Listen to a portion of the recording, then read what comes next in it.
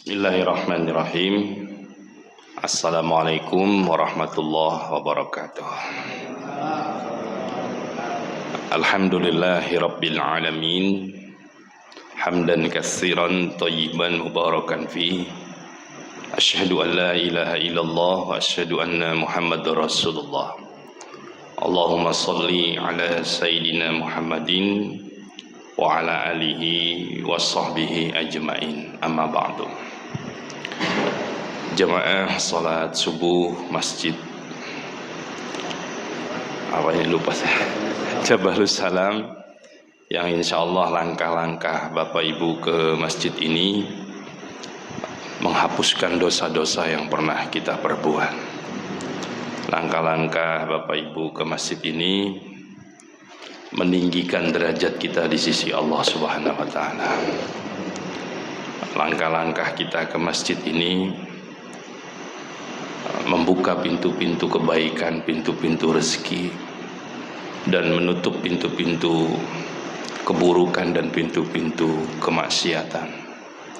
Dan kepergian kita ke masjid ini insyaallah akan menjadi payung, menjadi pelindung, naungan kita di hari kiamat, di padang mahsyar, di mana tidak ada perlindungan kecuali perlindungan dari Allah Subhanahu wa taala. Semoga itu akan kita dapatkan karena kita rajin, senang pergi ke masjid ini. Amin ya rabbal alamin. Jemaah salat subuh yang dimuliakan Allah, kita awali ta'lim ini dengan membaca basmalah. Bismillahirrahmanirrahim. Kurang lebih 20 menit saya menyampaikan materi, nanti 10 menitnya untuk ngobrol ya, diskusi kalau ada yang ditanyakan. Tema kita adalah tentang muhasabah, karena kita di ujung tahun 1444 Hijriah.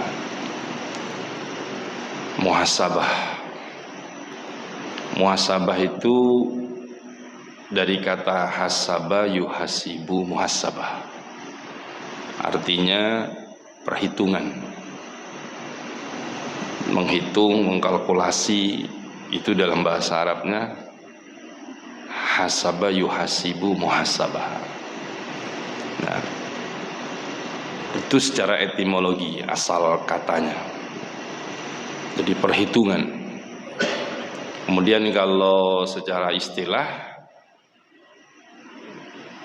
muhasabah itu adalah kita menghitung diri, ya, menghitung diri kita, menilai diri kita, sejauh mana kita mengamalkan perintah-perintah Allah, mengamalkan kebaikan,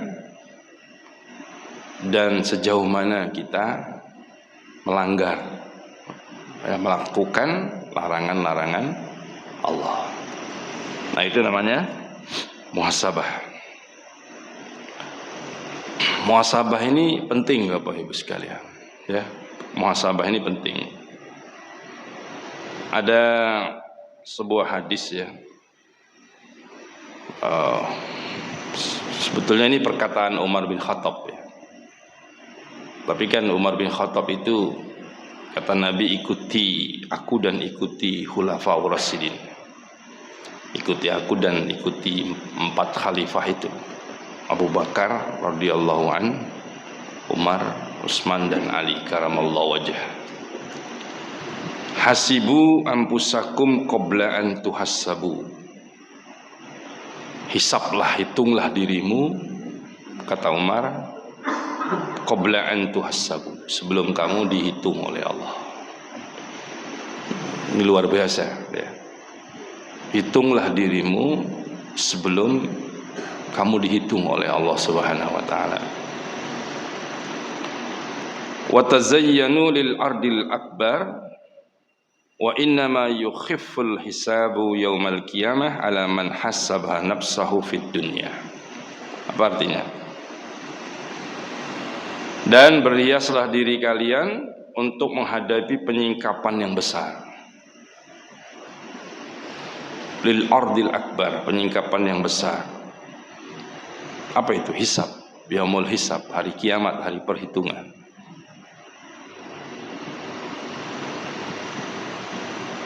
Wa innama yukhifful hisab, sesungguhnya hisab pada hari kiamat, yaumal qiyamah ala man hasaba nafsahu, sesungguhnya hisab pada hari kiamat akan menjadi ringan. Khaffa yukhiffu, menjadi ringan hanya bagi orang-orang yang selalu menghitung dirinya. Ala man hasaba nafsahu fid dunya, yaitu hisab kita akan menjadi ringan bagi orang-orang yang selalu menghitung bermuhasabah tentang dirinya di dunia. Jadi begitu. Ada sebuah hadis riwayat Imam Tirmizi, al-kayyisu man dana nafsahu wa amila lima ba'dal maut. Orang yang pandai itu adalah orang yang menghisab, mengevaluasi, bermuhasabah dirinya sendiri. Itu orang cerdas. Wa amila lima ba'dal maut, dan beramal untuk hidup sesudah mati. Kalau Bapak ditanya, siapa orang cerdas itu? Al-kayyis, bahasa Arabnya, bahasa Nabi. Al-kayyisu, orang cerdas itu adalah mandana nafsahu, orang yang selalu menghitung dirinya. Menghitung dirinya. Wa amila lima ba'dal maut, dan dia beramal untuk hidup setelah mati. Wal ajiz, ya, sedangkan orang yang lemah, orang yang tidak cerdas adalah man atba'a nafsahu hawaha, yaitu orang yang selalu mengikuti hawa nafsunya, ya. Wa tamanna 'ala Allah, dan serta berangan-angan terhadap Allah. Nah, ini beberapa dalil tentang muhasabah. Jadi kalau Bapak pandai bermuhasabah, menghitung diri, maka insya Allah kita termasuk al-kayyis. Al-kayyis itu orang cerdas. Ya. Karena itu sering menghitung diri. Saya mau nanya ini, kira-kira nanti kalau Bapak Ibu meninggal ini masuk surga apa neraka?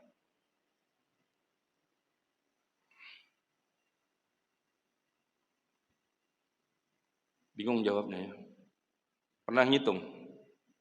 Belum pernah ngitung ya. Banyak mana amal soleh kita sama amal salah kita, banyak mana? Ayo kita hitung yuk. Satu hari tidur berapa jam?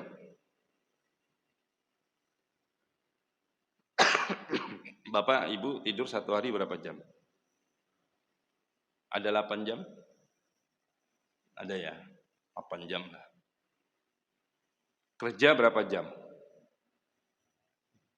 Orang kerja itu rata-rata 8 jam, Pak. Dari jam setengah 8 sampai jam setengah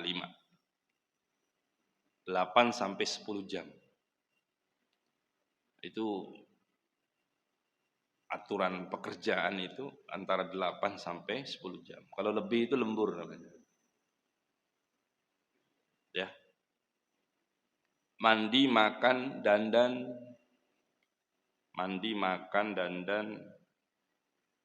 ngobrol, nonton TV berapa jam? Ada 2 jam. Lebih ya.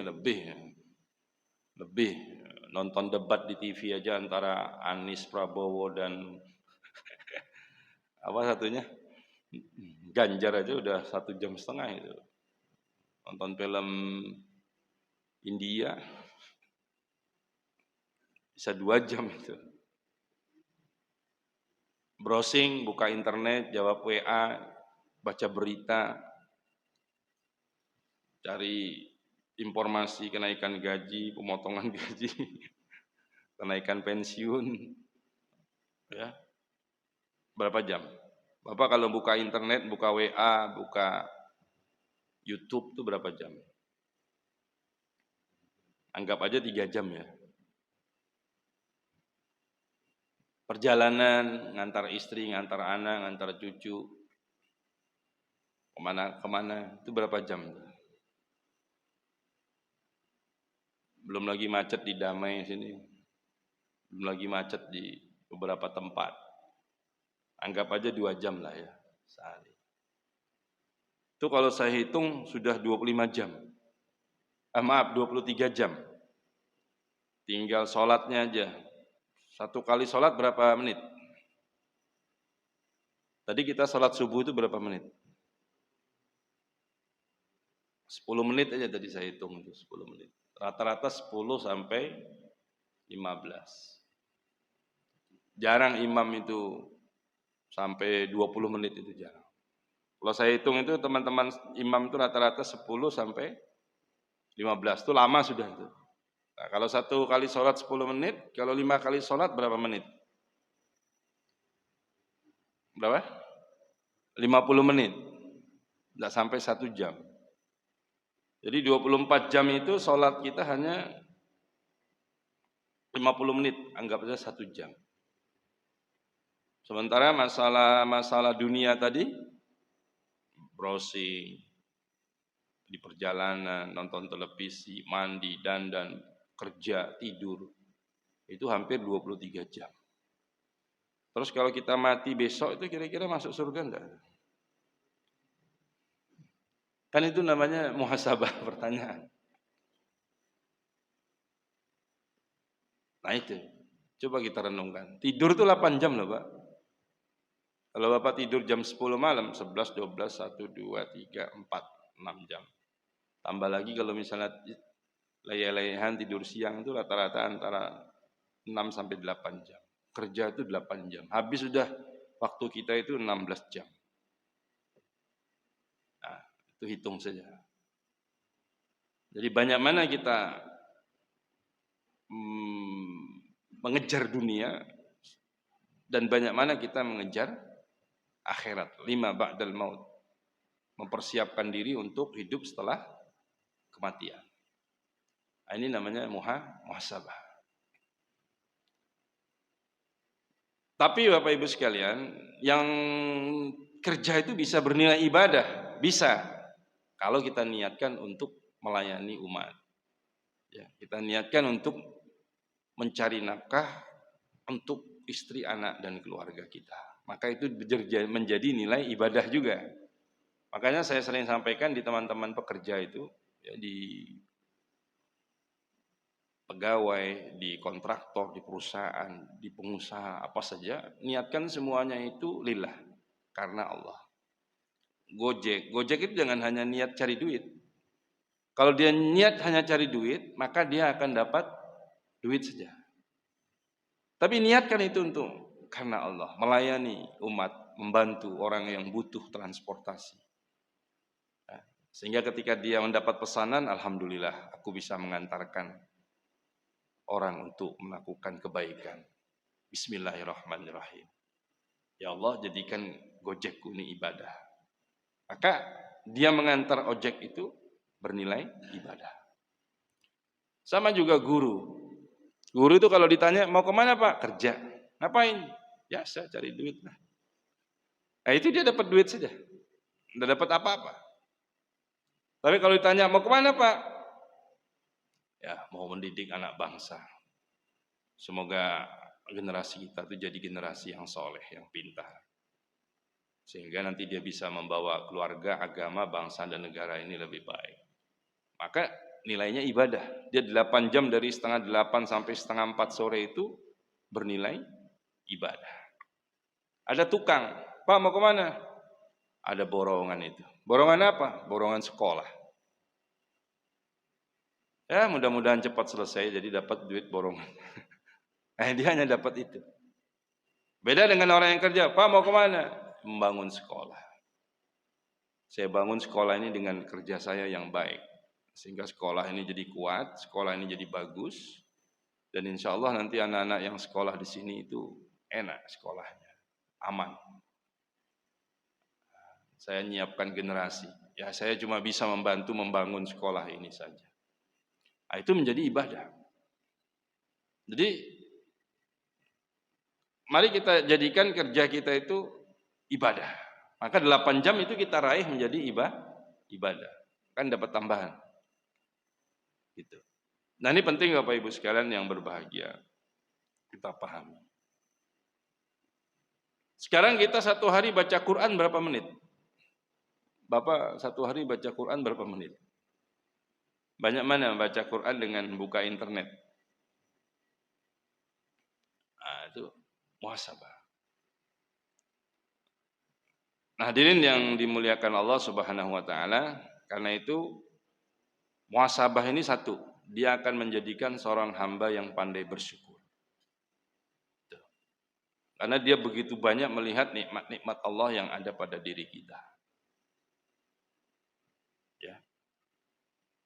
Dia menjadikan dirinya orang yang pandai bersyukur.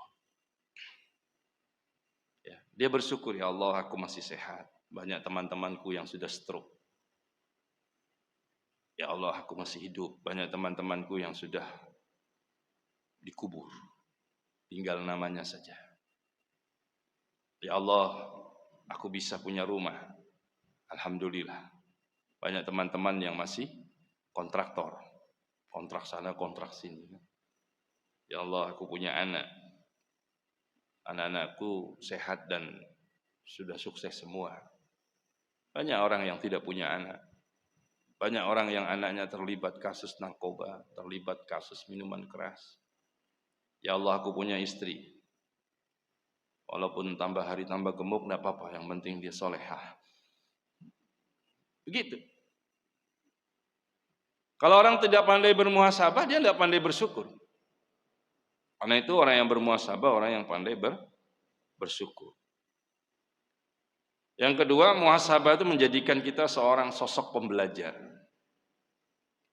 Kita menghitung, berapa sih ayat Al-Quran yang saya hafal? Berapa sih ayat Quran yang saya pahami?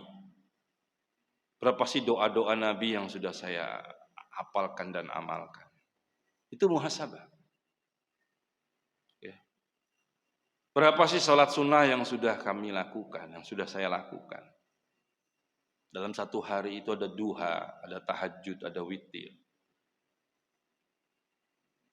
Sudahkah saya lakukan? Sementara umur kita semakin bertambah, penyakit kita semakin tambah apa kurang nih Pak sakit ini?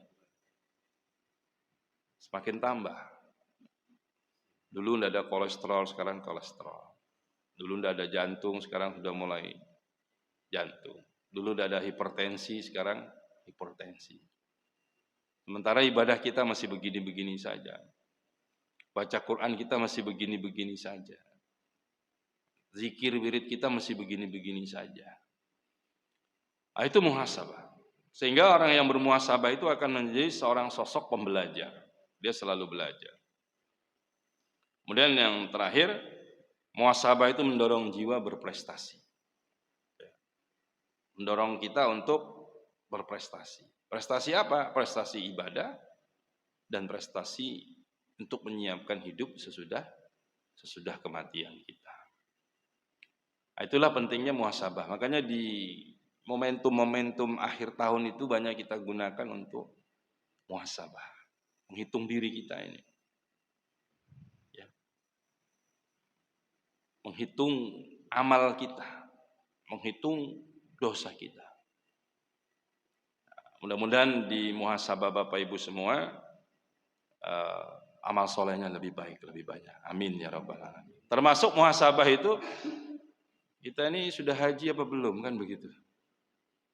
Saya berangkat haji itu yang saya tanya itu pertanyaan, Bapak kerja apa? Tukang cukur. Jadi saya punya jemaah kemarin, saya tugas jadi ketua kloter lagi itu tukang cukur Pak berangkat haji dia. Nanti saya panggil orangnya, tukang cukur Pak. Berangkat haji dia. Subhanallah. Bapak apa Pak? Jual ayam di Pandansari. Bapak apa Pak kerjanya? Jual sayur. Subhanallah, berangkat haji Pak. Ya. Alhamdulillah. Tapi di antara kita ada yang mungkin pekerjaannya lebih bagus dari itu tidak berangkat haji. Ini juga muhasabah. Bahkan ada di antara kita sampai meninggal dia tidak haji. Padahal secara ekonomi dia mampu. Itu berbahaya itu orang yang seperti itu. Ya. Siapa yang mampu berhaji dan dia tidak mau berhaji, maka dia matinya bisa dalam kondisi Yahudi atau Nasrani. Makanya saya tahun ini luar biasa ya, karena pemerintah tidak membatasi usia. Itu paling tua jamaah yang saya bawa kemarin itu 83 tahun, Pak. Saya 38 kursi roda yang saya bawa itu. Jadi kayak pawai kursi roda begitu. Luar biasa. Yang risti itu karena orang kalau lansia itu identik dengan sakit. Betul ya, Pak ya? Nah, rata-rata usianya di atas 70, 72, 73, 80. Nah, ini juga muhasabah bagi kita. Ya, alhamdulillah ya, kita bisa antarkan nenek-nenek, kai-kai, kakek itu bisa haji. Tapi ya tidak maksimal. Ya, melontar dibadalkan karena dia tidak bisa melontar. Ya, sepuh sudah. Dia di roda aja begini. Bahkan ada yang stroke, Pak. Tidak bisa apa-apa begini.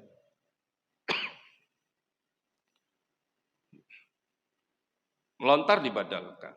Tawaf didorong. Pak. Sa'i didorong pakai kursi roda. Ketika naik bis pindah dari satu tempat dari Arafah, Muzdalifah, Mina itu luar biasa. Bapak lihat di televisi itu kejadian-kejadian itu betul dan saya ada di situ.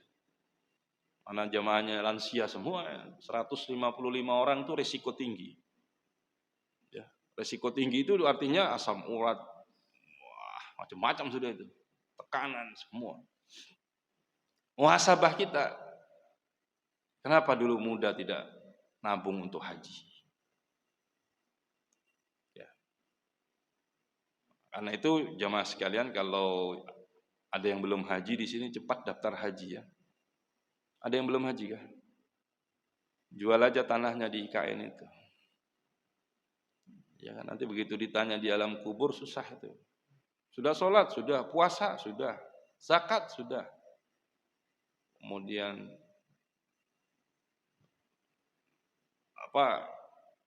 Ramadan sudah. Haji belum. Kan ditanya, kenapa belum? Saya orang miskin, Pak.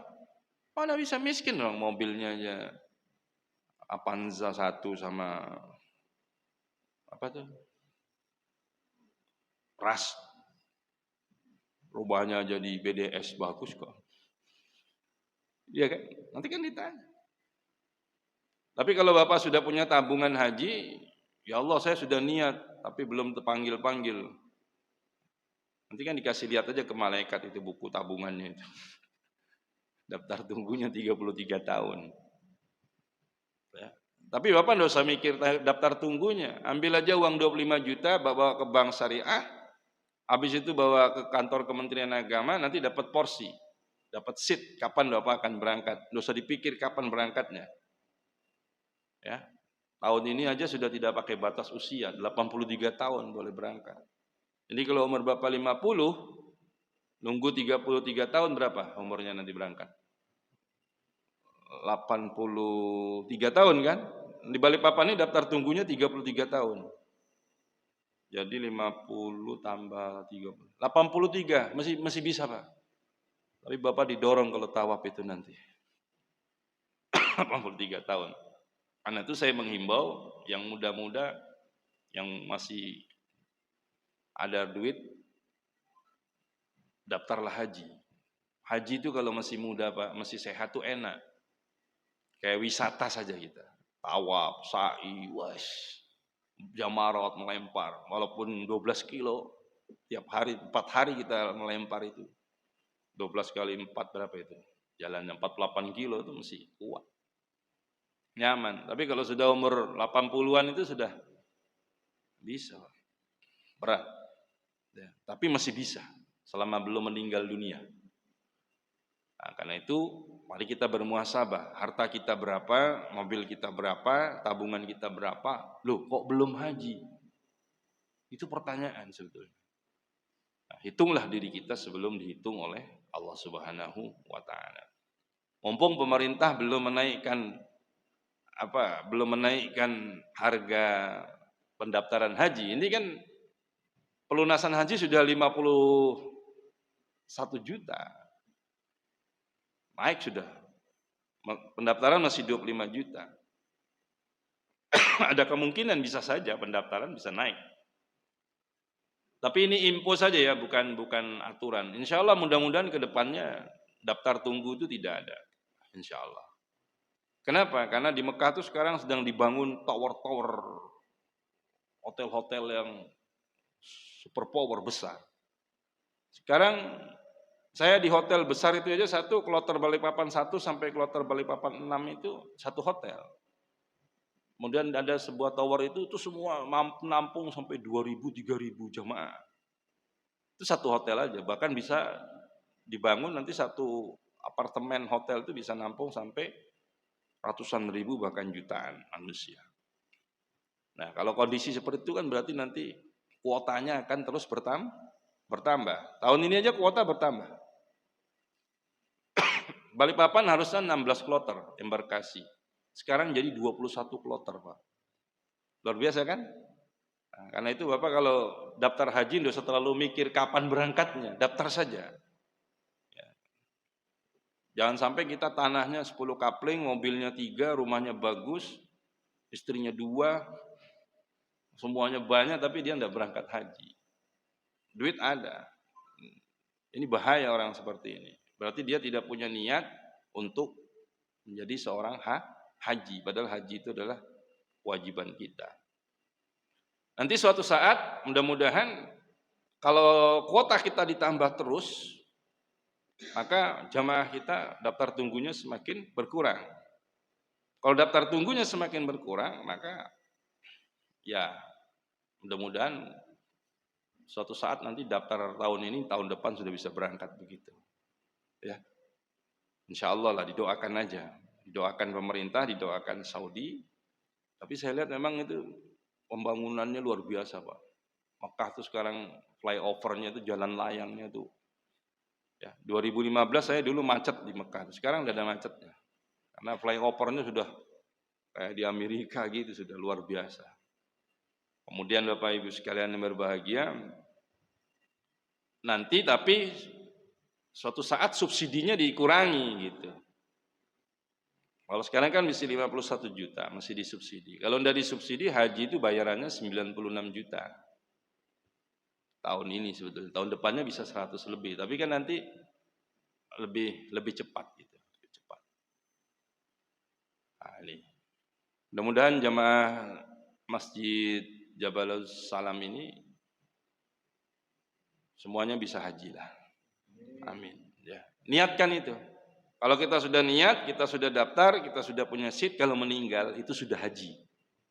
Ya, saya ingatkan orang yang sudah daftar haji belum berangkat meninggal, dia sudah dianggap haji. Yang jadi masalah itu dia punya duit, punya rumah, punya harta, punya kekayaan, tapi dia tidak daftar, maka dia belum dianggap seorang haji. Gitu. Jamaah saya kloter 1 kemarin ada yang meninggal dunia jantung. Nah, itu belum haji dia, tapi insya Allah dia sudah haji. Walaupun belum haji, baru sampai di Mekah saja dia meninggal, nah, itu insya Allah sudah haji.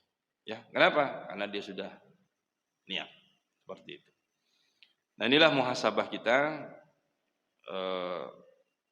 di pagi hari ini. Semoga jemaah semuanya diluaskan rezekinya, dipanjangkan umurnya, bisa mendaftar haji ya insya Allah. Saya doakan Bapak Ibu semuanya bisa menjadi haji yang mabrur nanti. Ada pertanyaan? Ada yang mau disampaikan? Ini mohon maaf saya masih agak batuk nih Pak Haji.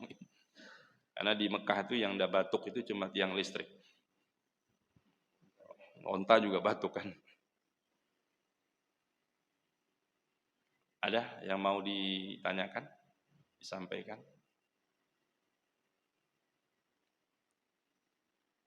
Tidak ada ya? Kalau tidak ada, mari kita berdoa. Semoga bapak-bapak yang sudah haji tetap mabrur sampai meninggal dunia. Dan yang belum haji, rezekinya diluaskan Allah Subhanahu wa taala, bisa menunaikan ibadah haji.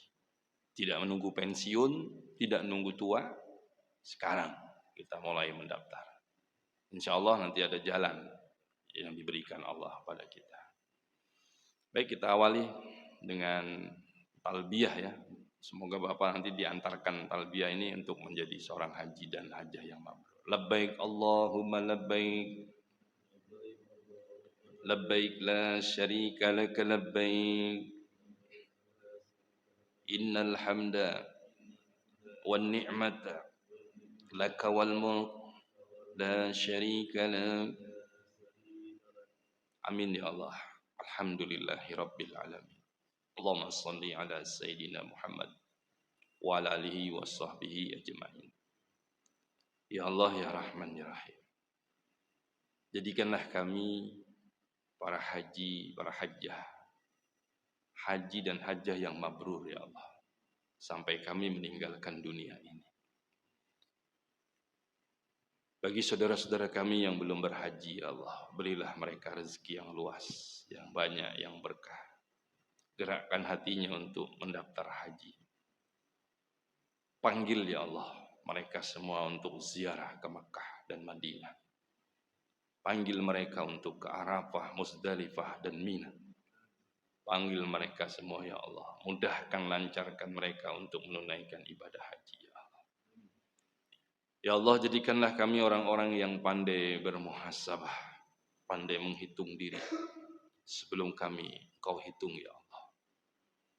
Jadikanlah di akhir tahun dan di awal tahun nanti kami menjadi orang-orang yang lebih baik dalam ibadah kami, lebih baik dalam keimanan dan keyakinan kami, lebih baik dalam akhlak dan perilaku kami.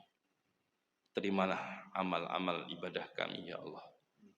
Sempurnakanlah, perbaikilah kekurangannya, dan maafkan ya Allah jika ibadah kami, perilaku, akhlak kami masih kurang sempurna, masih banyak kekurangan. Wa'fu anna waghfir lana warhamna. Wa'fu anna waghfir lana warhamna. Wa'fu anna waghfir lana warhamna. Anta maulana fansurna 'alal qaumil kafirin. Rabbana atina fid dunya hasanah wa fil akhirati hasanah wa qina 'adzabannar. Subhana rabbika rabbil izzati 'amma yasifun. Wassalamun 'alal mursalin. Alhamdulillahi rabbil alamin. Subhanakallahumma wa bihamdika asyhadu an la ilaha illa anta astaghfiruka wa atubu ilaik. Billahi taufik wal hidayah. Wassalamualaikum warahmatullahi wabarakatuh. Ini sarapan bersama setelah kita melakukan kajian subuh tanggal 15 Juli 2023 yang disampaikan oleh Ustadz Dr. Haji Sartono MM, yang temanya dengan mengambil muhasabah diri yang beberapa hari lagi kita akan memasuki satu Muharram.